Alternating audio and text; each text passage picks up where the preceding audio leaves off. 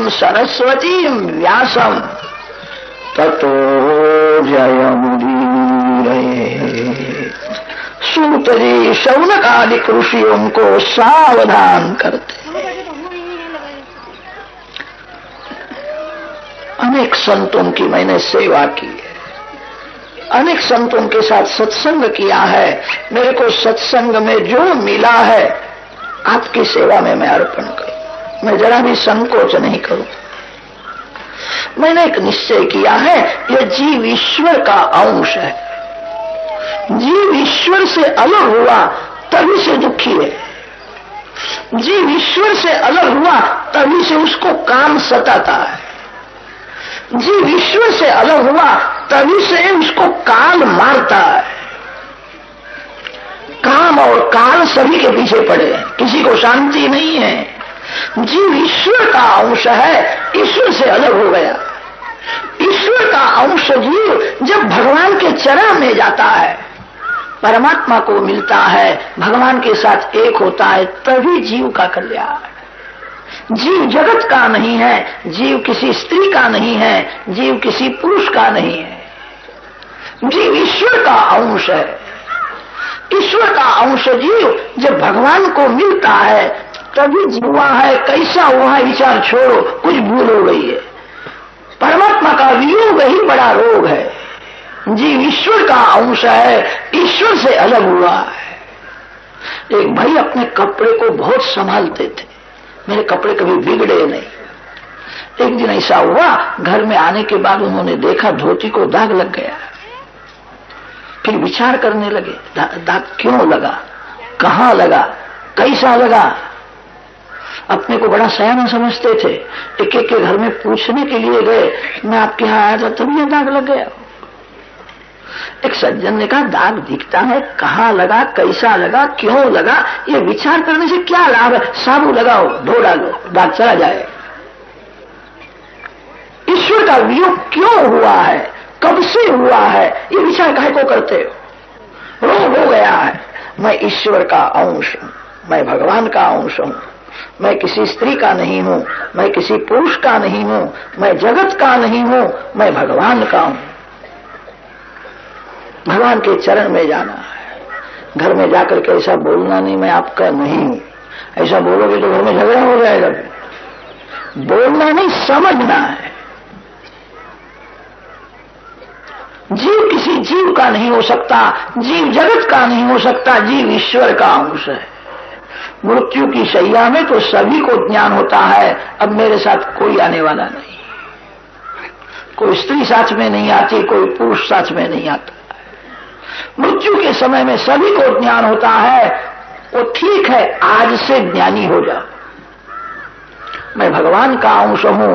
वासुदेवे भगवती भक्ति योगा प्रयोजिता जनयति आशु वैराग्यम ज्ञानम यद ब्रह्म दर्शनम। परमात्मा नारायण का ध्यान करो, नारायण की पूजा करो, नारायण नारायण नारायण कीर्तन में तन्मय हो जाओ, आपको भगवान का दर्शन होगा। जिसको भगवान का दर्शन होता है वो ऐसा नहीं बोल सकता मैं भगवान को जानता हूं, ऐसा भी नहीं बोल सकता मैं भगवान को नहीं जानता।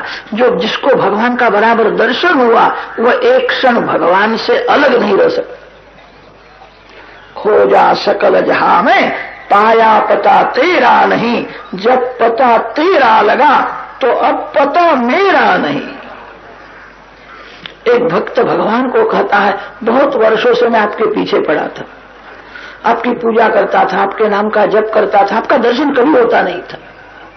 जिस दिन आपका दर्शन हुआ उस दिन फिर मैं रहा नहीं। भगवान का दर्शन करने वाला भगवान से अलग नहीं रह सकता। उसको कैसा आनंद मिलता है उसका वर्णन शब्द से नहीं हो सकता। धीरे धीरे घर में संयम को बढ़ाओ, घर में भक्ति को बढ़ाओ, भक्ति में लोभ रखो, भोग में संतोष मानो। सतत भक्ति करने से भगवान का अनुभव होता।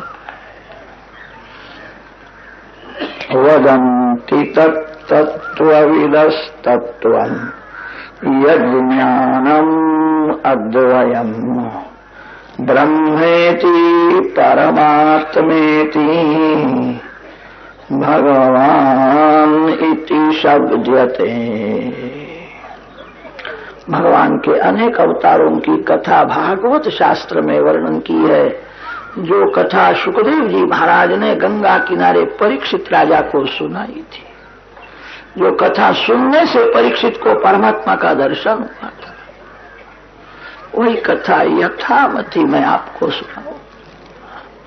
सूत जी शौनक आदि ऋषियों को सावधान करते।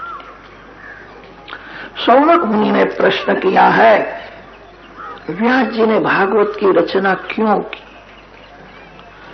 इसका कारण क्या हुआ? सुना है सुखदेव जी महाराज तो जन्म से ही महान ज्ञानी थे, परिपूर्ण वैराग था, उनको भागवत पढ़ने की क्या जरूरत है? जिसको कुछ करने की इच्छा होती है उसका मन ठहरता ही नहीं। सुखदेव जी को कुछ पढ़ने की जरूरत ही नहीं है। ज्ञानामृतेन तृप्तस्य नित्य युक्तस्य योगिनः। सुखदेव जी जैसे ब्रह्मनिष्ठ महापुरुष एक क्षण परमात्मा का दर्शन किए बिना रह नहीं सकते। भगवान का ध्यान छोड़ करके भागवत पढ़ने के लिए बैठे थे। ग्रंथों में तो ऐसा वर्णन आता है, गाय माता का सिंग है, उसके अग्रभाग में सरसों का दाना जितने समय टिकता है उतने समय भी ज्ञानी पुरुष परमात्मा का ध्यान नहीं छोड़ सकते। गाय माता का सिंग, उसके अग्रभाग में सरसों का दाना कितना समय टिकेगा? निमेषार्धम न तिष्ठन्ति वृत्तिम ब्रह्ममयी बिना, जिसका मन नारायणाकार हो गया,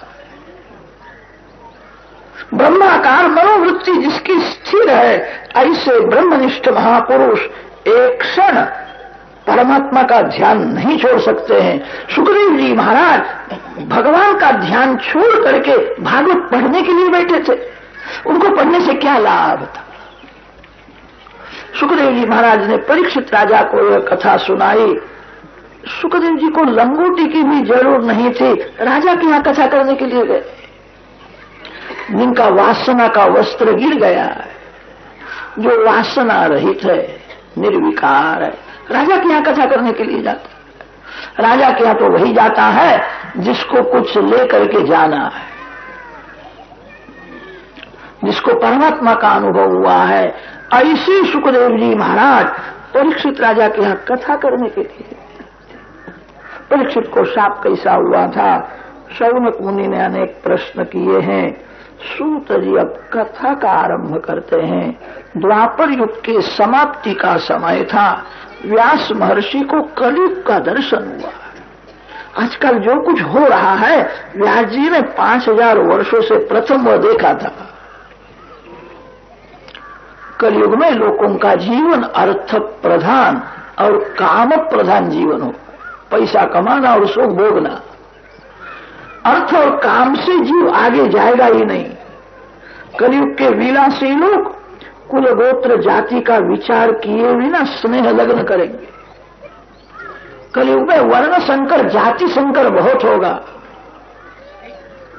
कलयुग में धर्म गौण हो जाएगा, धर्म मुख्य होगा। कलयुग में परमात्मा गौण हो जाएंगे, काम सुख जीवन में मुख्य होगा।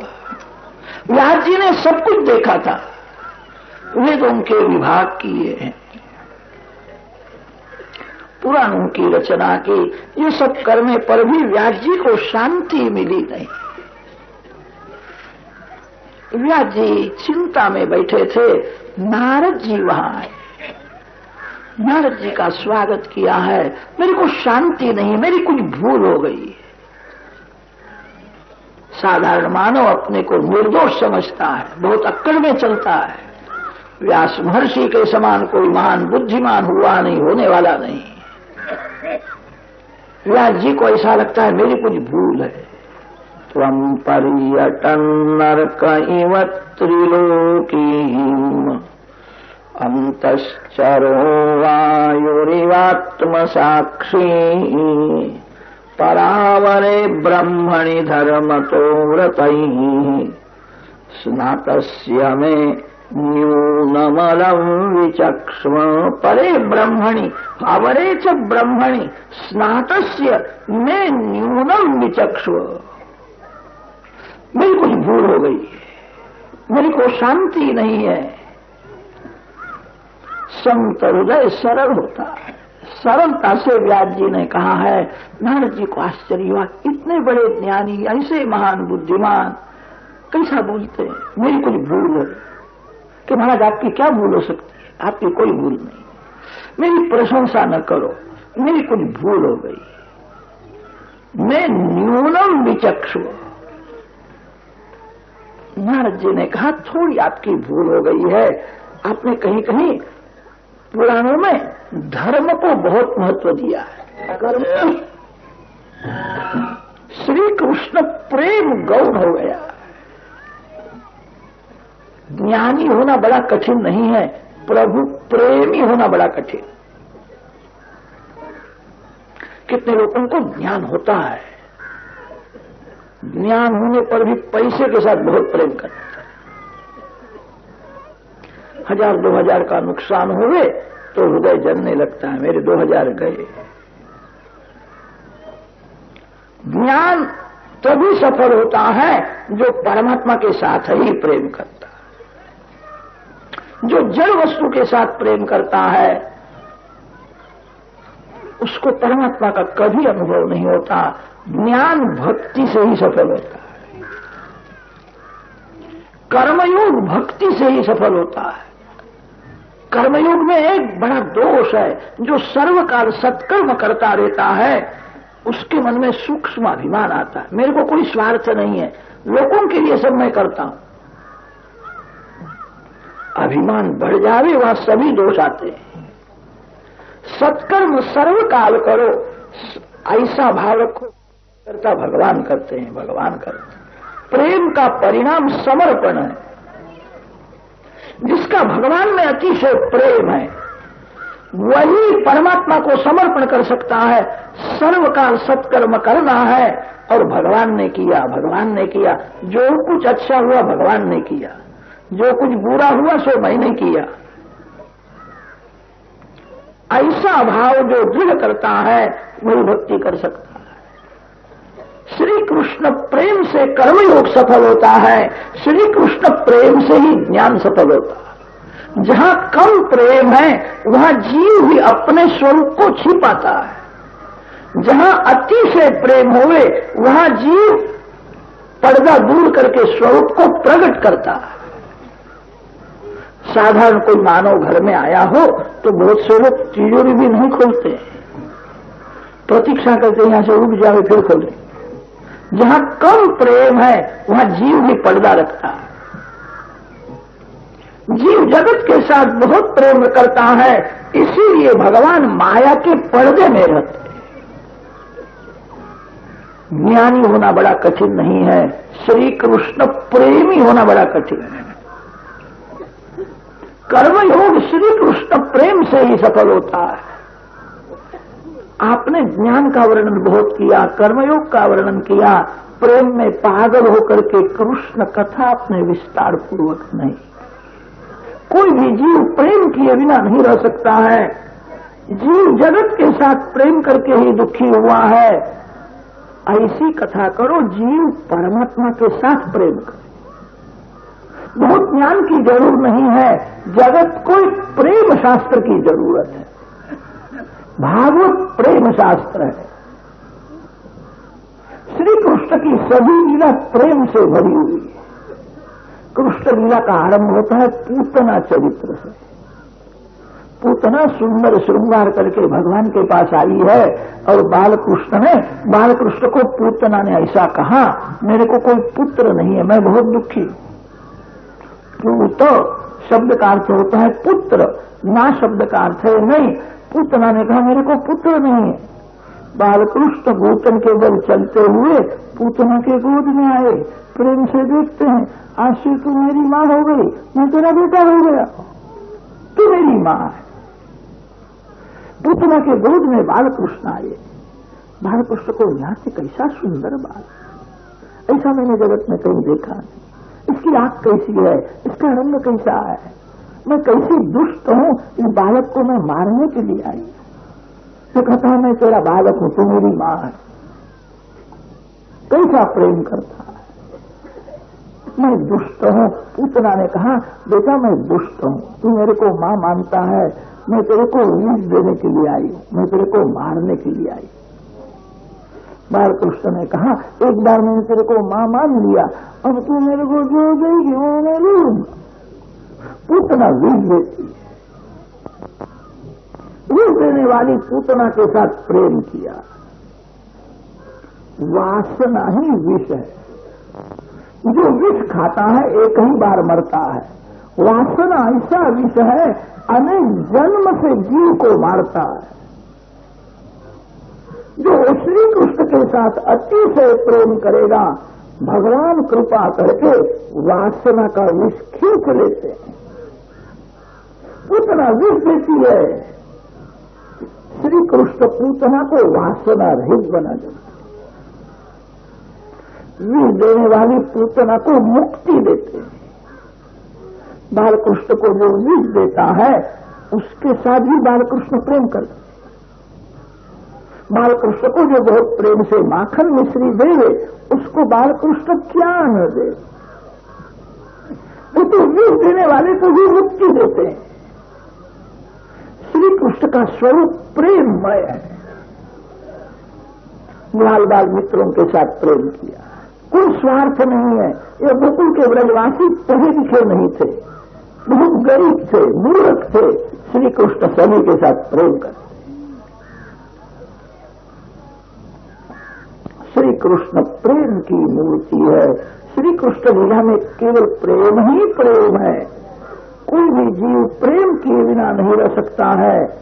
ऐसी कथा करो, श्री कृष्ण में प्रेम हो। भगवान के सौंदर्य में, भगवान के सद्गुणों में मन जब फंस जाता है तभी जीवन सुधरने लगता है। जिसको संसार में सौंदर्य दिखता है, भगवान सर्व सद्गुण संपन्न है, भगवान में कोई दोष नहीं है। भगवान अतिशय प्रेम करते हैं, भगवान अति उदार है। ऐसी कथा करो, कथा सुनने वाले को श्री कृष्ण में प्रेम हो, भगवान में प्रेम हो, तभी जीवन सुधरेगा। दूसरा कोई उपाय नहीं। कोई भी जीव प्रेम किए बिना नहीं रह सकता है। जीव जगत के साथ प्रेम करके ही दुखी हुआ है। ऐसी कथा करो, श्री कृष्ण में प्रेम हो। जगत को एक प्रेम शास्त्र। नारद जी ने पूर्व जन्म की अपनी कथा सुनाई है। पूर्व जन्म में मैं एक दासी का पुत्र था, भील कोली उनके साथ खेलता था। मेरे को आचार विचार का ज्ञान नहीं था। 4 महीने तक मैंने संतों की सेवा की, कृष्ण कथा श्रवण किया। संत धन देकर के सुखी नहीं करते हैं, संत मन को सुनार देते। किसी श्रीमान के पीछे पड़ो, श्रीमान भी आपको 1 लाख 2 लाख रुपया देकर के सुखी कर सकता। धन देकर के सुखी करना यह काम संत का नहीं है। संत वासना का विनाश करके सुखी करते। संत भक्ति का रंग लगा देते हैं। संत बिगड़े हुए मन को सुधारते हैं। 4 महीने तक मैंने संतों की सेवा की, मैंने कृष्ण कथा सुनी। गुरुदेव ने मेरे ऊपर कृपा की। मेरे को कहा बेटा मन से गोकुल वृंदावन में रहना है, तन से मां की सेवा करो, मन से भगवान की भक्ति करो। कोई मानव आपका मन मांगता भी नहीं। मानव तो धन मांगता है, मानव तन मांगता है। किसी भी मानव को मन देने की क्या जरूरत है। बेटा मन से गोकुल वृंदावन में रहना, आज से ऐसी भावना करना। मैं नंद बाबा के घर का एक साधारण लोग, बालकृष्ण मेरे मालिक है। मेरे मालिक अति उदार है, अति से प्रेम करते हैं। मेरे ऊपर उनकी बहुत कृपा है। जो मन से गोकुल वृंदावन में रहता है वही वैष्णव है। आपका मन जहां है वही आप हो, आपका तन जहां है वहां आप नहीं हो। मेरे गुरुदेव ने मेरे को ऐसा उपदेश दिया, हरे कृष्ण महामंत्र का मैंने 32 लाख जप किया। मेरे को अंदर प्रकाश का दर्शन होने लगा, बाहर प्रकाश का दर्शन होने लगा। प्रकाश में बाहर कृष्ण का स्वरूप दिखता है। गुरुदेव ने ऐसी कृपा की। 4 महीने तक कृष्ण कथा सुनने से मेरा पाप छूट गया, भक्ति का रंग। आप ऐसी कथा करो, कथा सुनने वाले को श्री कृष्ण में प्रेम होवे। अब बहुत ज्ञान की जरूरत नहीं है। अब कलयुग आ रहा है, कलयुग के जीवन का कल्याण करने के लिए आपका अवतार हुआ है। कलयुग का मानव विलासी है, कलयुग का मानव व्यसनी है। वो आपके वेदांत का तत्व ज्ञान नहीं पचा सकता। कलयुग का मानव जिसने भोग में शक्ति का विनाश किया है वो कभी योगी नहीं हो सकता। योगी वही हो सकता है जिसने शक्ति का संग्रह किया है। शास्त्रों में उसके लिए ऊर्ध्वरेता शब्द आता है। जो ऊर्ध्वरेता है, जिसने शक्ति का संग्रह किया है, वही योगी हो सकता है। जिसने भोग में शक्ति का विनाश किया है वो योगी नहीं हो सकता। योग मार्ग, ज्ञान मार्ग श्रेष्ठ है, कलयुग के जीवन को बहुत उपयोगी नहीं है। जगत को एक प्रेम मार्ग बताने की जरूरत है। ऐसी कथा करो, आपको समाधि में जैसा दर्शन हो वैसा बोलो। व्यास महर्षि को समाधि में श्री कृष्ण की मधुर लीला का दर्शन हुआ है, जैसा दर्शन हुआ वैसा बोलते। भागवत में व्यास जी की समाधि भाषा मुख्य है। इतर ग्रंथों में व्यास जी की लौकिकी भाषा है। व्यास जी का अंतिम ग्रंथ भागवत। भागवत की रचना करने के बाद कलम रख दी है, अब बोलना नहीं, देखना नहीं, कुछ लिखना नहीं। मेरे को जो मिला था मैंने जगत को अर्पण कर दिया। व्यास जी का यह अंतिम ग्रंथ है। भागवत एक प्रेम शास्त्र है। व्यास जी ने सुखदेव जी को सुनाया है। सुखदेव जी महाराज भागवत के मुख्य वक्ता है। वाणी और वर्तन जिसका एक है उसी को मुख्य वक्ता माना है। जैसा बोलता है वैसा जिसने अनुभव किया है वो मुख्य वक्ता है। जिसकी कथा में हजारों लोग आते हैं, लोग भले उसको मुख्य वक्ता, उत्तम वक्ता मानते हो। व्यास जी ने उत्तम वक्ता का लक्षण बताया है, जिसकी वाणी और वर्तन दोनों एक है, जो भगवान के आनंद में मस्त रहता है। सुखदेव जी महाराज उत्तम वक्ता है और परीक्षित उत्तम श्रोता है। मातृशुद्धि, पितृशुद्धि, वंश शुद्धि, अन्न शुद्धि और आत्मशुद्धि, 5 प्रकार की शुद्धि जिसमें परिपूर्ण है, उसी को भगवान का दर्शन करने की इच्छा होती है। मानव संसार में अनेक बार दुखी होता है तो भी संसार मीठा ही लगता है। साधारण मानव का मन गोबर के कीड़े के जैसा होता है। गोबर का जो कीड़ा है वो ऐसा समझता है गोबर बहुत मीठा है, गोबर में मजा है। गोबर के कीड़े को वहां से उठा करके बर्फी के ऊपर रख दो, वो बर्फी नहीं खाएगा। आप मानते हो बर्फी मीठी मधुर है। गोबर का कीड़ा बर्फी को छोड़ करके गोबर में जाता है। साधारण मानव का मन गोबर के कीड़े के जैसा ही होता। भगवान का दर्शन करने की जीव को इच्छा ही नहीं होती। मातृशुद्धि, पितृशुद्धि, वंश शुद्धि, अन्न शुद्धि और आत्मशुद्धि, ये 5 शुद्धि जिसमें परिपूर्ण है, उसी को भगवान का दर्शन करने की इच्छा होती। परीक्षित भागवत के मुख्य श्रोता है। परीक्षित मां के पेट में थे तभी उनको परमात्मा का दर्शन हुआ था। पांडव वंश का विनाश करने के लिए अश्वत्थामा ने उत्तरादि के गर्भ पर ब्रह्मास्त्र छोड़ा। ऐसा ब्रह्मास्त्र छोड़ा है मां का मरण न होवे, पेट में जो पुत्र है वो जीवित न रहे। उत्तरा जी ने श्री कृष्ण का स्मरण। भगवान आते हैं, भगवान ने उत्तरा जी के पेट में प्रवेश किया है, ब्रह्मास्त्र का निवारण किया। भागवत के मुख्य श्रोता परीक्षित, मां के पेट में उनको भगवान का दर्शन हुआ। शास्त्रों में वर्णन आता है, गर्भ में जीव नरक का दुख भोगता है, गर्भवास है, नरकवास है। भागवत के मुख्य श्रोता परीक्षित को गर्भ में भगवान का दर्शन हुआ। ये बाण मेरे को मारने के लिए आता है, ये 4 हाथ वाला तेजस्वी पुरुष मेरा रक्षण करता है। भागवत के मुख्य श्रोता है। थोड़ा विचार करे तो ध्यान में आएगा, हम सभी जीव परीक्षित। मां के पेट में जीव का रक्षण भगवान करते। गर्भ कैसा बड़ा होता है, मानव की बुद्धि कुछ काम नहीं करती। ये सब भगवान की लीला है। भगवान का स्वरूप समझना कठिन है, भगवान की लीला का रहस्य समझना कठिन है। गर्भ में जीव का रक्षण भगवान करते। सभी जीव परीक्षित के जैसे ही है। मां के पेट में से बाहर आने पर भी जीव का रक्षण भगवान करते।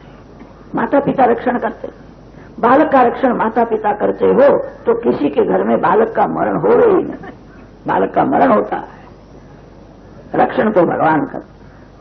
आजकल बहुत से लोग डॉक्टर को बहुत यश देने लगे, डॉक्टर बहुत अच्छा, डॉक्टर ने मेरे को बचाया। अरे डॉक्टर में बचाने की शक्ति होवे तो डॉक्टर का मरण क्यों होता है? जो काल के अधीन है वो दूसरे को बचावेगा। रक्षण तो भगवान करते, कोई मानव रक्षण नहीं कर सकता। मानव में रक्षण करने की शक्ति होवे तो किसी का मरण होवे ही नहीं। गर्भ में जीव का रक्षण भगवान करते हैं, गर्भ में से बाहर आने के बाद भी जीव का रक्षण भगवान ही करते हैं। सभी जीव परीक्षित के जैसे परीक्षित का रक्षण किया है। श्री कृष्ण भगवान द्वारका जाने को तैयार हुए हैं। कुंती जी को भगवान का वियोग सहन नहीं होता है। कुंती जी वारंवार वंदन कर, नमस्ये पुरुषं त्वाद्यम् ईश्वरं प्रकृते परम। कुंती जी की ऐसी इच्छा है, भगवान मेरे आंख से दूर न जाए, सर्वकाल में भगवान का दर्शन करूं, भगवान की सेवा करूं। श्री कृष्ण वियोग का जिसको दुख होता है वही भगवान की भक्ति करता है। भगवान के वियोग में जिसको संसार मीठा लगता है, श्री कृष्ण वियोग में जिसका मन संसार में रमता है, वो संसार की भक्ति करता है। कुंती जी को भगवान का वियोग सहन नहीं होता, मेरे भगवान मेरे आंख से दूर न जाए। कुंती जी वंदन करती है, वंदन भगवान को बंधन में डालता है। वैष्णव परमात्मा को वंदन से ही वश कर सकता है। जगत में जो कुछ है सभी भगवान का है, भगवान ही मालिक है। जीव ईश्वर को क्या दे सकता है? बहुत से लोग मंदिर में सेवा बहुत करते हैं, सेवा करने के बाद अक्कड़ में चलते हैं, ये सब मंदिर मैं चलाता हूं, ये सब मेरी सेवा है। भगवान गाल में स्मित हास्य करते हैं, अरे मेरा मंदिर तू क्या चलाता है? तेरे को अक्कल नहीं है, तेरा घर मैं चलाता हूं, तेरे को खबर नहीं है। जीव ईश्वर को क्या दे सकता है? जीव अल्प शक्ति है, अल्प बुद्धि है। जीव भगवान को वंदन से ही वश कर सकता है। 2-3 मिनट हो कि भगवान का दर्शन करो, वंदन करो। जिस स्वरूप की आप पूजा करते उस स्वरूप का दर्शन करो, मन से वंदन करो। वंदन से ही जीव ईश्वर को वश कर सकता है। वंदन के बिना जीव के पास ऐसा कोई साधन नहीं है भगवान को प्रसन्न कर सके। कुंती जी स्तुति करती है, वंदन करती है। कुंती जी को प्रसन्न करने के लिए भगवान द्वारका जाने को तैयार हुए थे।